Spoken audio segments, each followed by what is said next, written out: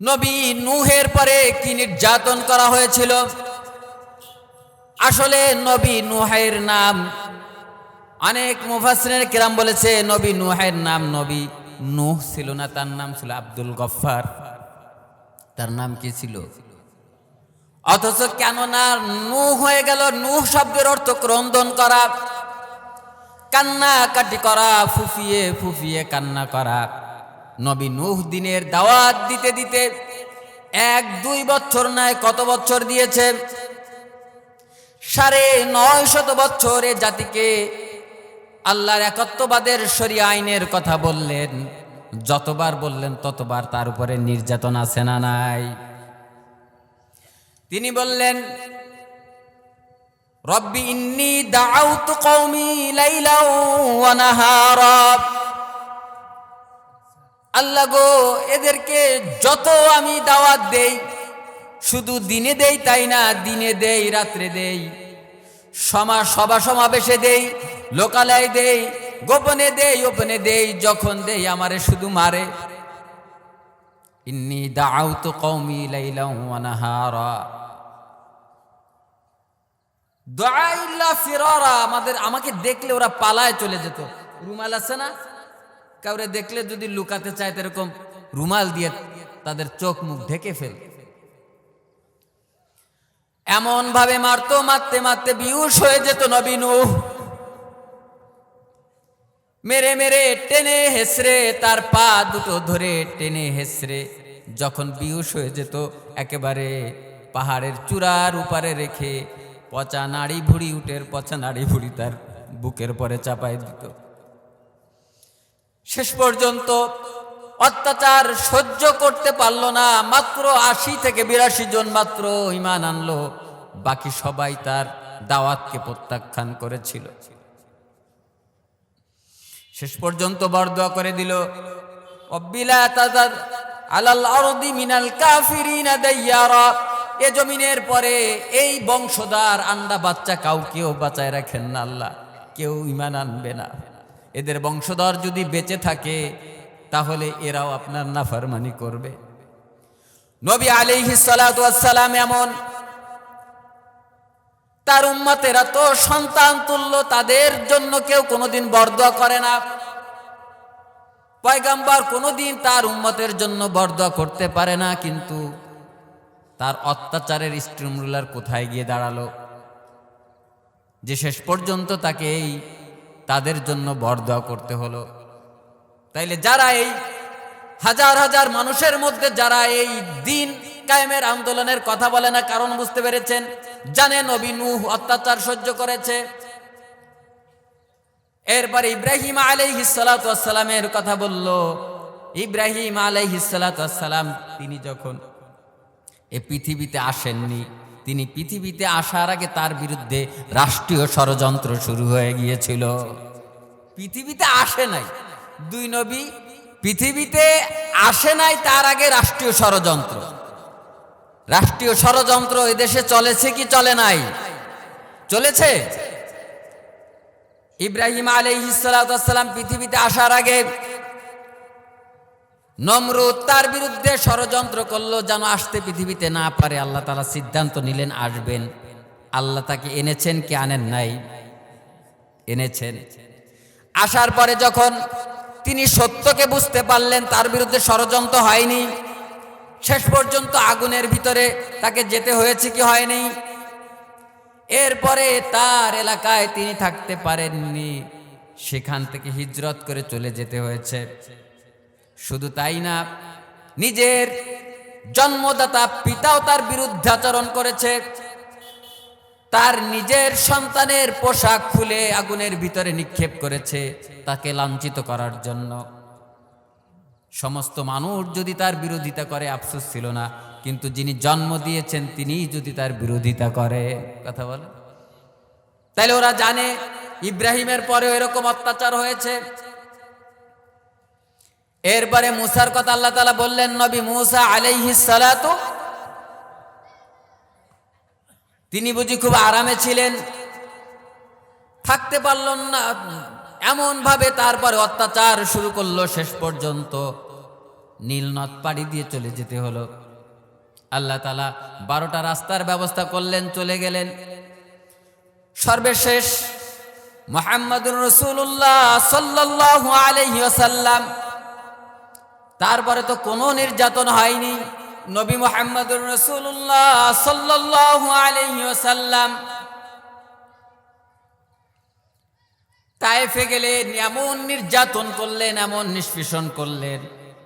আর নিজের মাতৃভূমির কথা তো বাদই, অত্যাচার সহ্য করতে না পেরে তায়েফে গেলেন, সেখানেও গিয়ে মায়ের আছে না নাই? নিজের মাতৃভূমি ছেড়ে দিয়ে, 1000 বছরের স্মৃতিধন্য মাটিকে ছেড়ে দিয়ে মদিনায় হিজরত করতে হলো। আপন যত আত্মীয় স্বজন সবাইকে রেখে চলে যেতে হলো নবী মুহাম্মদুর রাসূলুল্লাহ সাল্লাল্লাহু আলাইহি সাল্লামকে। তার মানে বোঝা গেল এরা বুঝতে পেরেছে যে দিন কায়েমের কথা বললে মায়ের আছে। এজন্য এক জনগোষ্ঠী তারা বুঝতে পারলো যে না না না, এগুলো আমাদের শেখারও দরকার নাই, বোঝারও দরকার নাই। আর এক গোষ্ঠী বুঝলো কিন্তু বলল না, প্রকাশ করলো না। আর এক দল যারা বলল তারা জুলুম আর নির্যাতনের শিকার হয়ে গেল। কথা বলেন ঠিক কি? এজন্য আল্লাহ তাআলা বললেন, শারআ লাকুম মিনাদ দীনি মা ওয়াসসা বিহি নূহান ওয়াল্লাযী আওহাইনা ইলাইক ওয়া মা ওয়াসাইনা বিহি ইব্রাহিম ওয়া মূসা ওয়া ঈসা। এরপরে আল্লাহ তাআলা বললেন, আন আকিমুদ্দিন ওয়া লা তাতাফাররাকু। আল্লাহু আকবার বন্ধুরে। আল্লাহ তাআলা বলছেন আন আকিমুদ্দিন। আকিমুস সালাহ কি কোন জায়গায় বলেছেন আল্লাহ তাআলা? আবার এই জায়গায় আকিমুদ্দিন বলেছেন। সালাতের আগে আকিম শব্দ ব্যবহার করলেন, আবার দিনের আগে আকিম ব্যবহার করলেন। ওইটার এত গুরুত্ব দিলেন, এইটার মোটে গুরুত্ব দিলেন না। কারণটা কি? কারণটা কি? এইটা শুনলে আপনার জ্বলবে, ওইটা শুনলে জ্বলে না। কথা বুঝতে পেরেছেন? আল্লাহ তাআলা বলছেন আন আকিমুদ্দিন ওয়া লা তাতাফাররাকু ফিহি। আমাদের দেশে অনেকগুলো মাযহাব আছে না নাই? কেউ হানাফি, কেউ হাম্বলি, কেউ শাফিঈ, কেউ মালিকি। 4 মাযহাব। যে যেটা মানুষ, কেউ কোনোদিন এক মাযহাবকে অন্য মাযহাব ভ্রান্ত বলেনি। কোন মাযহাবে এইখানে হাত বাঁধে, কেউ আমিন জোরে বলে, কেউ আস্তে বলে।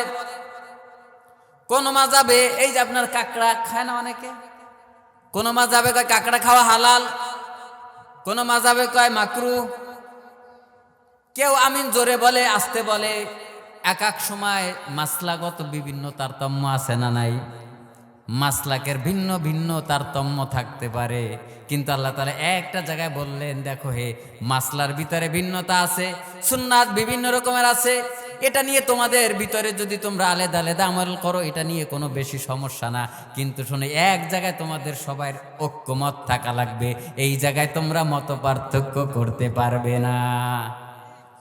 সেই জায়গা হচ্ছে আন আকিমুদ্দিন। কথা বুঝতে পেরেছেন? কি বুঝেছেন বলেন? তোমাদের এইখানে একজন এখানে হাত বাঁধে, তা আপনি কি মসজিদ থেকে তারা বের করে দিচ্ছেন? একজন ইমাম সাহেব যখন বলছে ওয়ালাদ-দাল্লিন, পিছন থেকে আমিন, কেডারে আমিন জোরে বললো, কেডা এরকম বলে না? নামাজ ছেড়ে দিয়ে বলে না কি কেউ? আমি ওই বল্লভপুর মসজিদের ইমাম ছিলাম যখন, তো ওই এক মুসল্লি আসতো, ওই এশার নামাজের সময় অনেক সময় কারেন্ট চলে যেত। তাই মুয়াজ্জিনের নাম হচ্ছে মুসা। ওই সেজদার ভিতরেই যদি কারেন্ট চলে, এই মুসা কারেন্ট যে গেল নামাজের ভিতরে, বুঝছেন তো নামাজ কেমনে বুঝছে? হে মুসা কারেন্ট যে গেল। তো এরকম নামাজের ভিতরে কেউ বলে নাকি আমিন কে জোরে বলছে? তার মানে মাসলার ভিতরে তোমাদের মত পার্থক্য থাকতে পারে, তোমরা এটা মানো। কোন মাযহাব আছে তোমাদের এই যে ঘরের যাকাত দিতে হবে, আর এক মাযহাবে বলে না, ঘরের যাকাত দিতে হবে না। সবাই কি ঘরের যাকাত দেয় নাকি? কথা বুঝতে পারেন নাই? এমনও আছে যে আমার মাযহাবে আছে ঘরের যাকাত দিতে হবে, আর এক মাযহাবে নাই। আমি এই মাযহাবে, তারপরেও কিন্তু আমি দেই না। তাহলে আমি আর এক মাযহাব মানলাম। তার মানে বোঝা গেল শরীয়তের অনেক কিছু বিধিবিধান অনেক সময় নড়চড় হয়। এক নবীর সময় এক রকমের বিধান ছিল, এই নবীর পাশে সে আবার আর এক রকম হয়ে গেছে। প্রথম নবীর সময় ভাই বোনে বিয়ে হতো কিনা? এখন ভাই বোন বিয়ে করা যাবে? গনিমতের মাল কোন নবী কোন উম্মতের জন্য জায়েজ ছিল না, কিন্তু শেষ নবীর জন্য গনিমতের মাল জায়েজ ছিল। সুবহানাল্লাহ বলেন। তাহলে এই যে শরীয়তের বিধান বিভিন্ন সময় রদবদল হয়েছে, বিভিন্ন কারণে মাসলার ভিন্নতা থাকবে। ইউনিটি ইন ডাইভার্সিটি, বৈচিত্র্যের মধ্যে আল্লাহ তাআলা ঐক্য খুঁজতে বলেছেন। কিন্তু শোনো, একটা জায়গায় তোমরা মত পার্থক্য করতে পারবে না, সেটা হচ্ছে আন আকিমুদ্দিন ওয়ালা তাতাফাররাকু। কথা ক্লিয়ার? বুঝলে বুঝপাতা, না বুঝলে কি তাহিরি রস শোনে না এরা নাকি? বুঝলে বুঝপাতা, না বুঝলে তেজপাতা। আপনারা তাহিরি রস শোনেন না? সোজা সাপটা কথা, সব জায়গায় মত পার্থক্য তোমরা করতে পারো, একটা জায়গায় মত পার্থক্য হবে না, সেটা হচ্ছে আল্লাহর জমিনে আল্লাহর দ্বীন বাস্তবায়ন করতে হবে। কথা বলেন ঠিক কিনা? লিল্লাহিত তাকবীর। বহুত মাইর খেয়েছে আন্না, মুসলমান সারা জীবন মাইর খাওয়ার জন্য আসেনি। মুসলমান মাঝে মধ্যে মাইর দেয়, এক মাইরে কাজ হয়ে যায়। কথা বলেন ঠিক কিনা? মাইরের চোটে মুনাফিকের গোষ্ঠী সব সোজা হয়ে যায়। পৃথিবীতে মুনাফিকরা যতটা ইসলামের ক্ষতি করেছে, কাফেররাও এত ক্ষতি করতে পারেনি। তা নাহলে ৯৫% মুসলমানের দেশের পার্লামেন্টে কেন কোরআন নেই? তাহলে বোঝা গেল এদেশে মুসলমান বেশি নয়, এদেশে মুনাফিক বেশি। এদেশে মুনাফিক বেশি। তুমি নাম মুসলিম রাখছো, কাম ইহুদি নাসারা। কথা বলেন ঠিক কিনা? এজন্য আল্লাহ তাআলা বললেন আন আকিমুদ্দিনা ওয়ালা তাতাফাররাকু ফীহি। এই এক জায়গায় আমরা কি আর মতপার্থক্য করতে চাই? যদি কোরআনের ব্যাখ্যা আপনি যদি ভুল বোঝেন, স্পষ্ট হাতে নিয়ে বলতেছি, বাসায় গিয়ে মিলে দেখবেন যদি ভুল হয়, কিন্তু কোরআনের বিরোধিতা করে আপনি কিন্তু পার পাবেন না। কথা বলেন ঠিক কিনা? এরপরে আল্লাহ তাআলা বলছেন কাবুরা আলাল মুশরিকিনা মা তাদউহুম ইলাইহি। কিন্তু এই কথা যখন আপনি বলবেন, তখন কিছু লোকের সহ্য, ওদের মনের ভিতরে শিরক রয়েছে। ওরা আল্লাহর রসুলকে নেতা মানতে চায় না, ওই জায়গায় শিরক করে আরেকজনের নেতা মানতে চায়। যখন তোমার নেতা আমার নেতা বিশ্বনবী, জোরে বলে না কেন, তোমার নেতা আমার নেতা, এই স্লোগান দেখলে গায়ে জ্বালা পাড়া উঠে যায়, তখন তেরে ফুড়ে আসে না নাই? وقال الذين كفروا لا تسمعوا لهذا القرآن والغوا فيه لعلكم تغلبون। যেখানে কোরআনের কথা বলা হবে, আল্লাহর হুকুমতের কথা বলা হবে, সেইখানে ওরা চায় হট্টগোল লাগাই দিতে, যাতে করে কোরআনের অমীয় বাণী ওরা শুনে ওই দিকে ধাবিত না হয়। وَإِذَا تُتْلَى عَلَيْهِمْ آيَاتُنَا بَيِّنَاتٍ তারিফু ফি উজুহিল্লাযীনা কাফারুল মুনকার। ওদেরকে যখন কোরআনের বিধানের কথা বলা হয়, ওদের চেহারাটা কালো হয়ে যায়। কথাকার।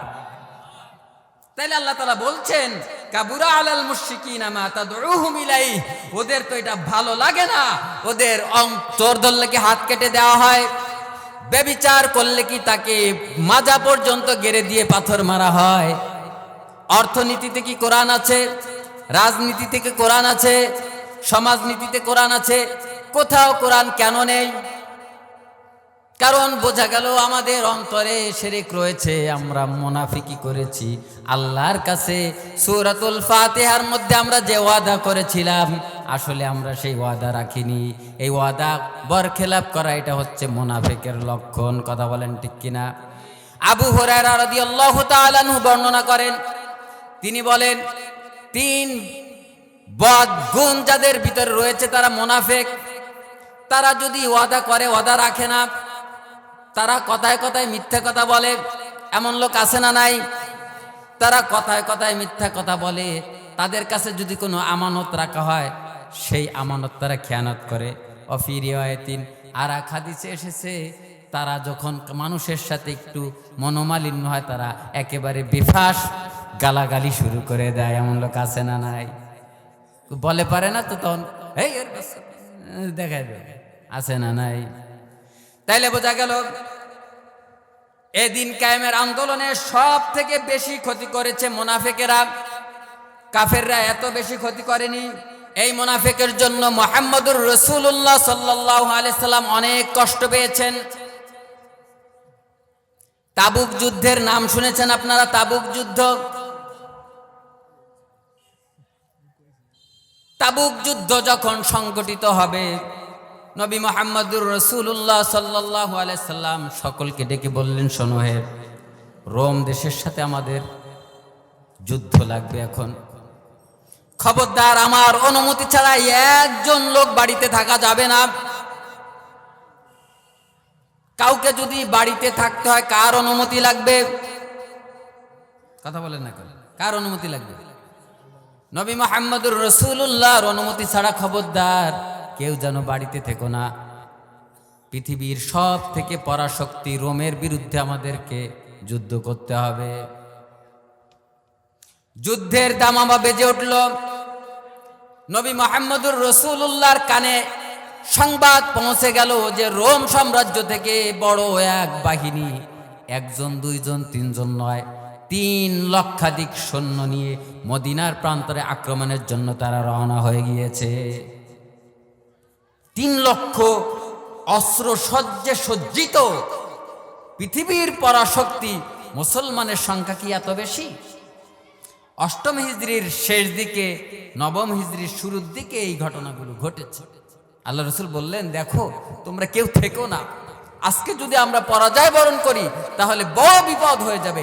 3 লক্ষ মানুষের সাথে যুদ্ধ করে তৎকালীন সময় মুসলমানদের টেকা বড়ই মুশকিল। কথা বলেন ঠিক কিনা? এই যুদ্ধে যারা অংশগ্রহণ করবে না তারা কি ঈমান নিয়ে থাকতে পারবে? নবীর হুকুম অমান্য করলে তার ঈমান থাকে নাকি? আল্লাহ রাসূল সাল্লাল্লাহু আলাইহি সাল্লাম বলে দিলেন, শোনো হে, কেউ যেন থেকো না। যদি ওরা অকস্মাৎ আক্রমণ করে বসে, মদিনা কিন্তু ওদের হাতে চলে যাবে। যেমন কথা তেমন কাজ। একজন, দুইজন নয়, 40,000 সাহাবী জড়ো হলো মদিনা এবং মদিনার বাইরে থেকে। কতজন? মক্কা বিজয়ের সময় কত সাহাবী ছিল? 10,000। জানেন না কত? 10,000 সাহাবী নিয়ে মক্কা বিজয় করলো। সংখ্যা কিন্তু একেবারে কম না, মক্কা বিজয় হয়ে গেল। কিন্তু তাবুক যুদ্ধে যখন আল্লাহর রাসূল ডিক্লেয়ার দিলেন, আমার অনুমতি ছাড়া কেউ থাকতে পারবে না, দলে দলে লোক যুক্ত হলো। সেই সংখ্যা গিয়ে দাঁড়ালো কত? 40,000। অপার দিকে কত? জোরে বলেন, জোর হলো না? 3 লাখ বনাম কত? এইবার বলেন। তা প্রায় এক একজনের 33 জনের সাথে যুদ্ধ করা লাগবে। এই পালোয়ান পারবেন? একা 33 জনের পারবেন না? তা আইটেম তো সেই কাজে নিয়ে বইছে, এ পারবে মনে হয়? একা 33 জন পারলেও পারতে পারে, আগেরকার খাওয়া দাওয়া তো। এখন তো আমরা সব ফরমালিন খাই। পারা যাবে ইনশাল্লাহ? 33 জন দরকার নেই, কিন্তু আল্লাহ তাআলা ঘোষণা দিয়েছেন মুমিন একজন 10 জনের সাথে মোকাবেলা করে পারে। ইয়াকুম মিনকুম 20 সাবিরুনা ইয়াগলিবু মিয়াতাইন। ঘোষণা কার? 33 জন না পারলে 10 জন পারবে ইনশাআল্লাহ, ইমানের যদি সেই জোর থাকে। সংখ্যা দাঁড়ালো তাহলে কয় হাজার? মুসলমানের কয় হাজার দাঁড়ালো? 40,000 দাঁড়ালো। যখন রওনা করলেন, মুনাফিকের গোষ্ঠী তো যায় নাই, আরো বরং যারা যাবে তাদেরকে বলে দরকার নাই। কথা বুঝতে পেরেছেন? বলছে এত গরমের মধ্যে কি দরকার আছে?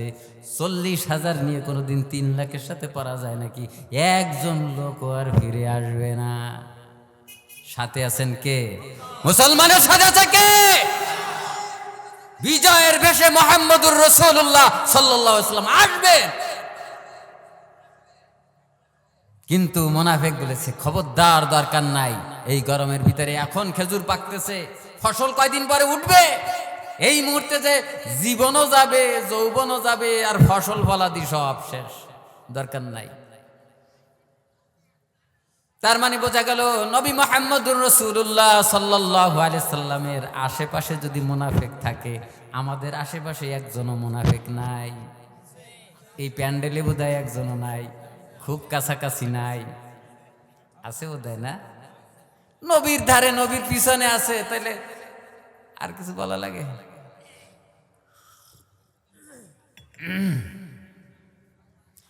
মুহাম্মদুর রাসূলুল্লাহ সাল্লাল্লাহু আলাইহি সাল্লাম রওনা করলেন। এদিকে মুনাফিক বলল যাওয়া যাবে না। আজকের মাহফিলে যখন আসার পথে একজনের বলতেছে চলো যাই মাহফিলে, দূরে এত ঠান্ডার মধ্যে যাওয়ার দরকার কি? ঠিক সেই ব্যক্তি যখন যাত্রার প্যান্ডেলের যখন ঘোষণা আসে চল যাই, তোকে ঠান্ডা কয় না, অনেক লোক তো গরম হয়ে যাবে। মানুষের গায়ে গরম আছে না? কথা ঠিক না বেঠি? ওই জায়গায় গেলে ঠান্ডা লাগবে, আর যাত্রা পালায় গেলে শরীর কি গরম। মুনাফিকরা বলল যাওয়া যাবে না। আবার কিছু মুনাফিক রাসূলুল্লাহ সাল্লাল্লাহু আলাইহি সাল্লামকে হত্যা করার জন্য তার সাথে গেল। এক মুনাফিকের দল গেল না, আর এক মুনাফিকের দল গেল, কিন্তু তারা যুদ্ধের জন্য যায় নাই, মুহাম্মদুর রাসূলুল্লাহকে পৃথিবীতে সরায় দিবে। নাউজুবিল্লাহ বলার দর, বাড়ি যেয়ে বউর কানে কানে বলবে, আরো জোরে বলে নবী মুহাম্মদুর রাসূলুল্লাহ সাল্লাল্লাহু আলাইহি সাল্লামকে পৃথিবী থেকে সরাই দিতে হবে। এজন্য কিছু মুনাফিক গেলেন, আর কিছু লোক থেকে গেলেন। আবার এক শ্রেণীর কয়েকজন মানুষ, তারা মুনাফিক না ভালো মানুষ, তাদের মধ্যে কয়েকজন গেলেন না। কথা বুঝতে পেরেছেন? এই কয়েকজন গেলেন না। এদিকে যখন তারা রওনা করে, মাঝে ওদিকে 3 লক্ষ এসে হাজির, এদিকে 40,000 নিয়ে হাজির, মুখোমুখি অবস্থান। এর কিছুদিন আগে 7ম হিজরিতে মুতার প্রান্তরে একটা রক্তক্ষয়ী যুদ্ধ হয়েছিল এই রুমকদের সাথে। সিরিয়াল মনে রেখেন, এই তাবুক যুদ্ধের আগে কোন যুদ্ধ হয়েছিল? মুতার যুদ্ধ। বলেন, মুতার যুদ্ধ, জঙ্গে মুতা, খুবই মর্মান্তিক। সেই জায়গা থেকে একটা এক্সপিরিয়েন্স ওরা নিছে কি নেয় নাই? ওরা তো যুদ্ধ কৌশলী। এই জন্য আগের বার যেহেতু রোমরা, ওরা ছিল 1 লক্ষ, মুসলমান ছিল 3,000। মুতার যুদ্ধে মুসলমানের সংখ্যা কত? তারা ছিল কত? 1 লক্ষ নিয়ে মুসলমানের 3,000-এর সাথে পরাজিত হয়েছে। পৃথিবীর এত বড় পরাশক্তি, ইজ্জত আছে না নাই? একটু বেইজ্জতি হয়েছে, তার প্রতিশোধ এখন গ্রহণ করতে হবে। এই জন্য 1 লক্ষ নয়, কয় লক্ষ নিয়ে আসছে? মুসলমানের ইতিহাস, ঐতিহ্য, এই সাহিত্য আপনাদের জানার দরকার আছে না নাই?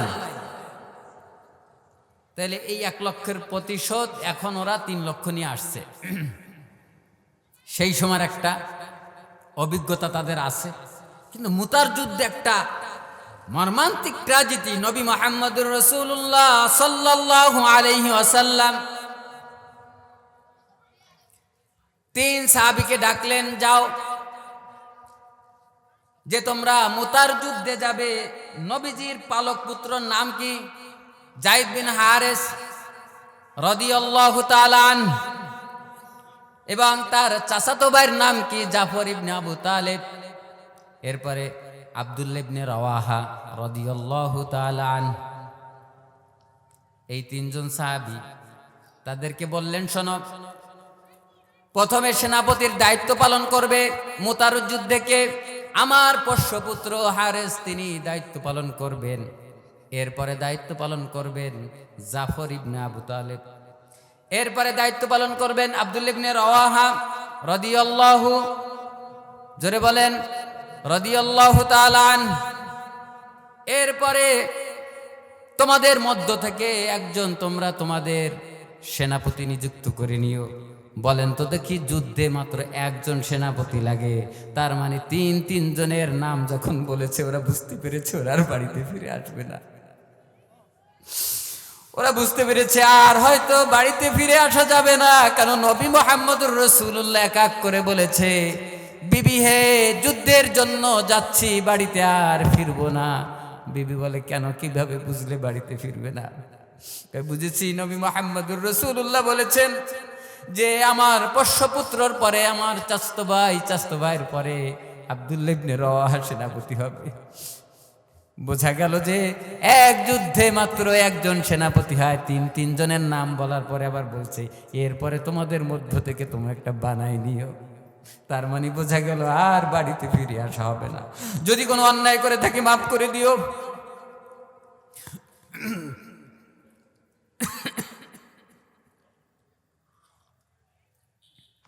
যুদ্ধের জন্য রওনা করলেন নবী মুহাম্মদুর রাসূলুল্লাহ। কিছু দূর এগোয় দিয়ে যখন তিনি চলে যাচ্ছিলেন, আব্দুল্লাহ ইবনে রাওয়াহা খুব চিৎকার করে কাঁদছে।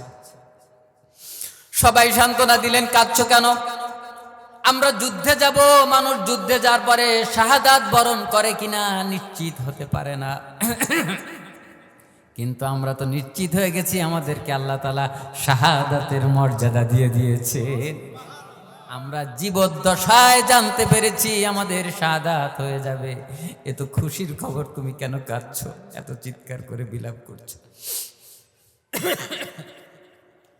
আব্দুল্লাহ ইবনে রাওয়াহা বলছে, না না, আমি মৃত্যুর জন্য কাঁদছি না, শাহাদাতের পেয়ালা পান করবে, এটা তো খুশির খবর, কিন্তু আমি ভিন্ন কারণে কাঁদছি।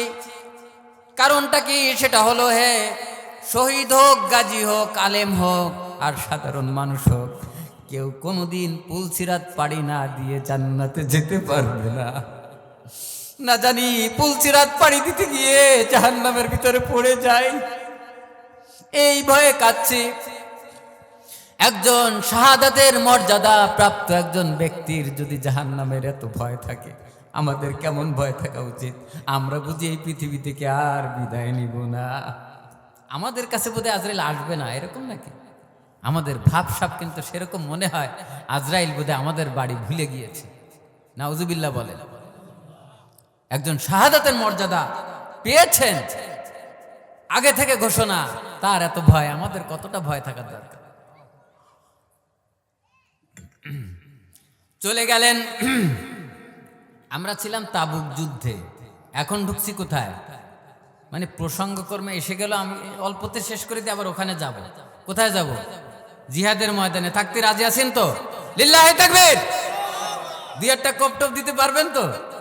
তা আগে একটু মুতার যুদ্ধ ঘুরে আসি, তারপর ওখানে যাবেন, তারপরে সাইজ করবেন নাকি?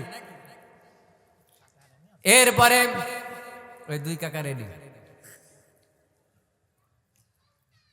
মুতার প্রান্তরে চলে গেলেন। যুদ্ধ চলছে, যুদ্ধ চলছে। মুহাম্মদুর রাসূলুল্লাহ সাল্লাল্লাহু আলাইহি সাল্লামের পোষ্যপুত্র যায়েদ বিন হারেসকে শাহাদাত করে দিলেন, তাকে শহীদ করে দিলেন কাফেররা। কালিমার পতাকা প্রথমে কার হাতে ছিল? যায়েদ বিন হারেসা থেকে এখন সেনাপতি কে হবেন? তিনি মুহাম্মদুর রাসূলুল্লাহ সাল্লাল্লাহু আলাইহি সাল্লামের কি হন? আপন চাচাতো ভাই। কেউ কেউ বলেছেন যে এই মুতার যুদ্ধের পুরো দৃশ্য আল্লাহ তাআলা মুহাম্মদুর রাসূলুল্লাহ সাল্লাল্লাহু আলাইহি সাল্লামকে দেখিয়েছেন দূর থেকে। সুবহানাল্লাহ বলবেন না? নবী মুহাম্মদুর রাসূলুল্লাহ সাল্লাল্লাহু আলাইহি সাল্লাম বসে আছেন। এমন সময় তিনি দেখছেন তার আপন চাচাতো ভাই, তিনি বীর বিক্রমের মতো যুদ্ধে ঝাঁপিয়ে পড়েছেন, কালিমার পতাকা তার হাতে পতপত করে উঠছে। এমন সময় পিছন থেকে বারবার কাফেররা আক্রমণ করেছে। ডান হাতে আঘাত করলো, বাম হাত দিয়ে কালিমার পতাকা ধরেছে, মাটিতে পড়তে দেয়নি।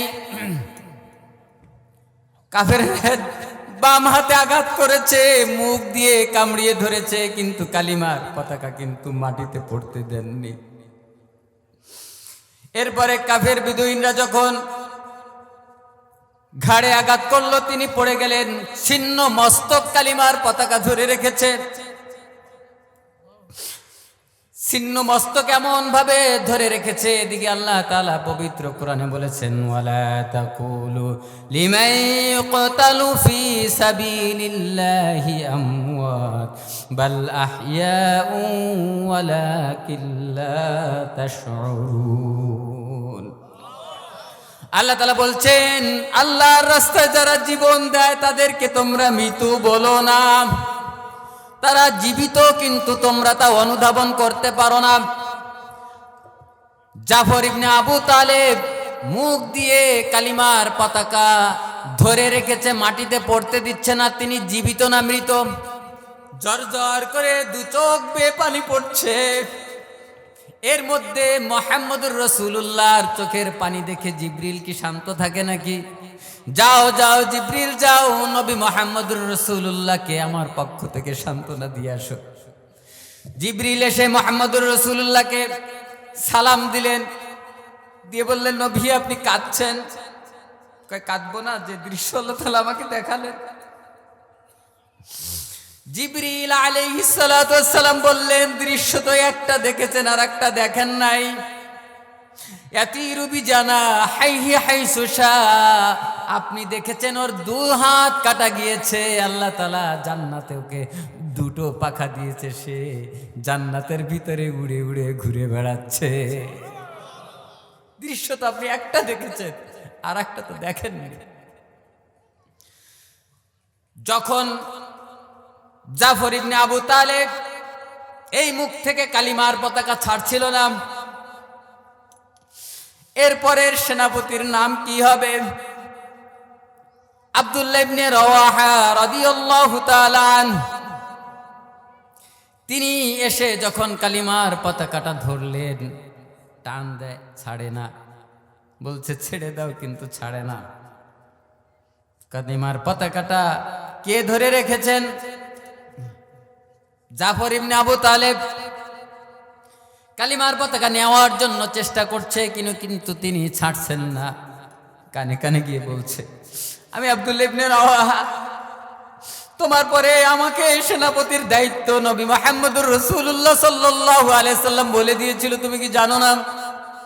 পতাকাটা ছেড়ে দাও, আমি তোমার পরের সেনাপতি আব্দুল্লাহ ইবনে রাওয়াহা। বলার সঙ্গে সঙ্গে জাফর ইবনে আবু তালেব আস্তে করে কালিমার পতাকাটা ছেড়ে দিয়েছে। আল্লাহু আকবার। কালিমার পতাকা হাতে নিলেন, বীর বিক্রমের মতো ঝাঁপিয়ে পড়লেন শত্রু বাহিনীর পরে। অসংখ্য শত্রুকে হত্যা করে দিয়ে এক সময় তিনিও চির বিদায় নিয়ে চলে গেলেন। তিনি যে বিদায় নেবেন এই ঘোষণা আগে থেকে নবী মুহাম্মদুর রাসূলুল্লাহ বলে দিয়েছিলেন। প্রথম একজন গেল, দ্বিতীয় গেল, তৃতীয় জন গেল।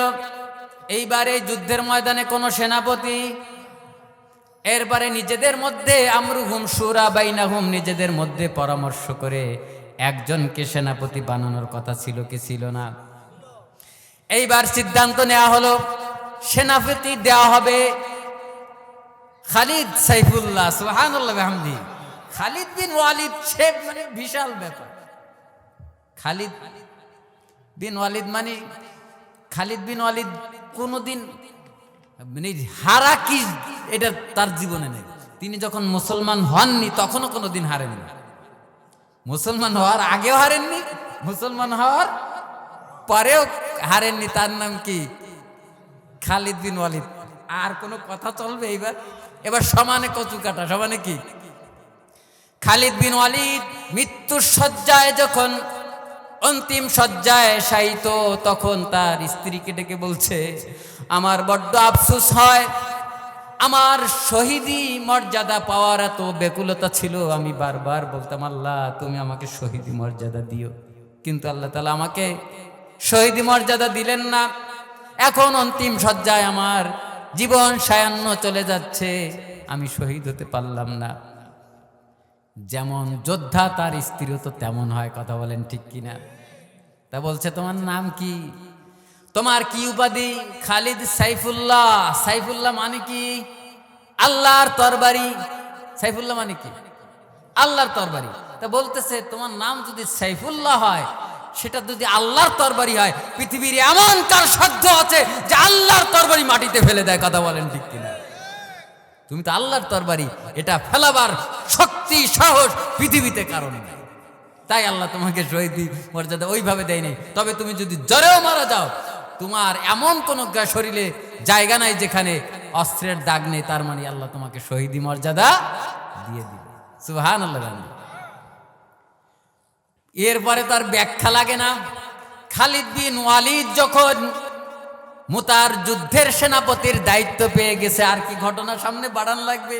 তার মানে এক চান্সে সমানে একটার পর একটা তরবারি ভাঙতেছে। মানে তরবারি ওই সময় এত কড়া তরবারি, তাই ভেঙে ফেলতেছে। তাহলে মানে কি? 10 নাম্বার তরবারি দিয়ে মুতার যুদ্ধে বিজয়ের দামামা বেজে উঠলো। আল্লাহু আকবার। কয় নাম্বার তরবারি? আর 9টা কি? ওই 9তে মোটামুটি 1 লাখ সাইজ করে ফেলাইছে। কি এর 3000 আর কি এর 1 লাখ? ইসলামের কাছে কোনো লাখ হয় না, সব সমান। কিন্তু আমরা হয়ে গেছি মুনাফিক, সেই কারণে আমরা বারবার হারি। আমরা হেরে যাওয়ার জাতি নই, আমরা সংখ্যা সবসময় কম ছিলাম, কিন্তু বিজয় আমাদেরই হয়েছিল। কথা বলেন ঠিক কিনা? আমাদের মুনাফিকি চরিত্রের কারণে আজকে বারবার আমরা ফল ডাউন হচ্ছি, বারবার হোঁচট কাটছি। কথা বলেন ঠিক কিনা? আর হোঁচট নয়, আমাদের মাটি এবার উর্বর। আমরা দেখিয়ে দিতে চাই, আমরা বিজয় ছিনিয়ে আনতে চাই। কথা বলেন ঠিক কিনা? লিল্লাহি তাকবীর। পারবো তো ইনশাআল্লাহ।